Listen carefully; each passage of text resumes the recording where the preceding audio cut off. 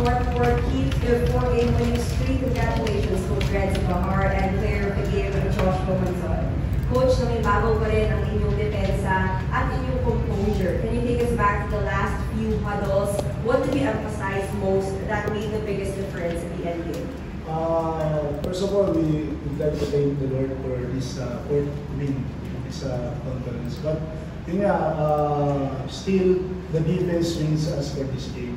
Because we know naman na Tokendex is a lot of threat, especially in their offense. But luckily, we stopped their import in the second half, RSJ. And plus, syempre yung plus factor doon because of the defense of Will Navarro, Josh Johnson, and even Sidney Lubere. Nag-step up doon sa defense scheme namin for the second half. But yun, luckily we give credit to the players because they play hard, especially this second half.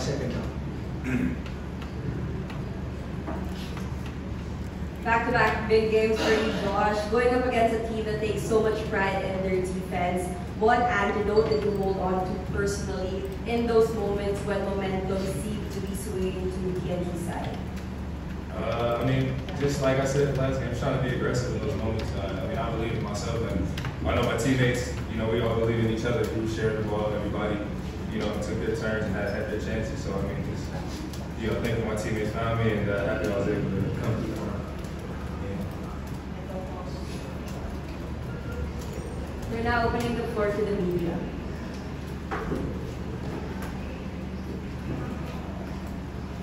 Those are congratulations. Another win for 4-0 for you guys.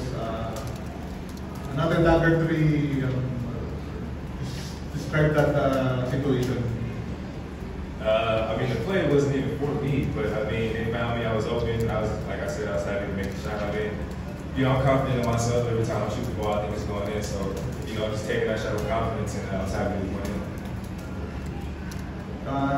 Joshua, 4-0, obviously, this boosts your confidence for this conference, but beating this TST team coming off a championship, how massive for you guys this win? I mean, it was big. We definitely knew that they were going to give us their best game coming into this game, and you know, for us to be 4-0 right now is big for us. I think, like Coach said, our defense is what pushed us through, and everybody, you know, sticking together, playing together, and you know, us playing as a team is what brought us, you know, what we got us here.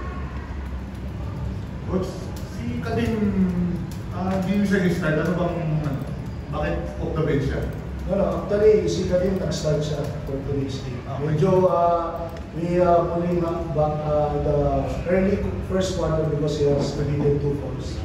So, yun, kaya medyo hindi siya nakalaro na most ng first quarter. So, how big yung kahit control siya early, nakaka-contribute ulit siya? Yeah, the good thing there is yung challenge ng mga local guys namin.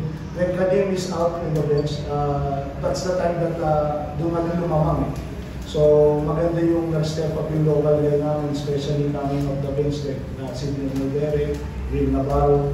So maganda yung contribution nila sa amin doon pagdating na nung time na nawala si Kadim sa first quarter.